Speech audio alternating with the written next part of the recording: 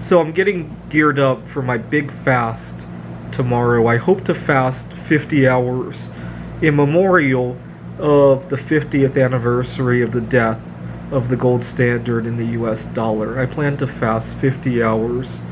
I've directed myself to temporarily suspend the intake of calories into my body for a period of 50 hours. Anyways, one of the biggest benefits of fasting that I'll definitely enjoy on August 16th when I resume eating is that when I resume eating after fasting, my taste buds are significantly enhanced. Kind of like how when we go back to the gold standard after 50 years, we're going to really appreciate it, right? Kind of like that, right? Except it's with food, right?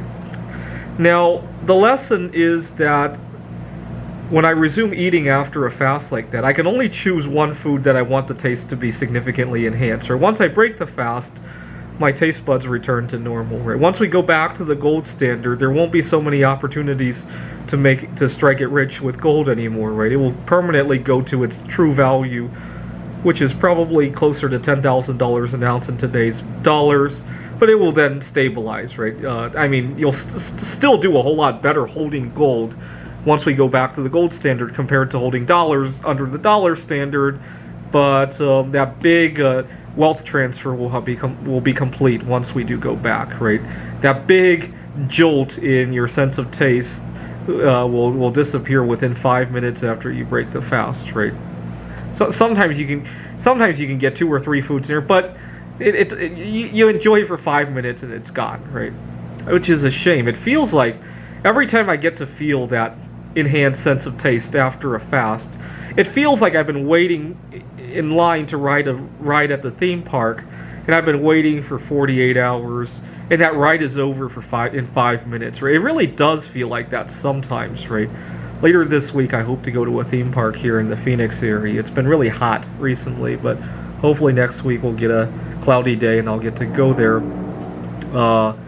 Unfortunately, fasting has that same kind of flavor. Well, it's kind of fortunate too, because then we get to enjoy a little bit more, right?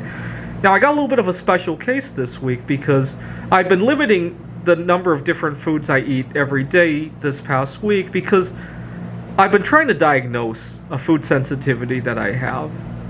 I had a couple days last week where I felt really lousy, and I suspect it's one of the foods that I'm eating. And I've been trying to isolate which foods that I'm eating per day to kind of diagnose what the problem is.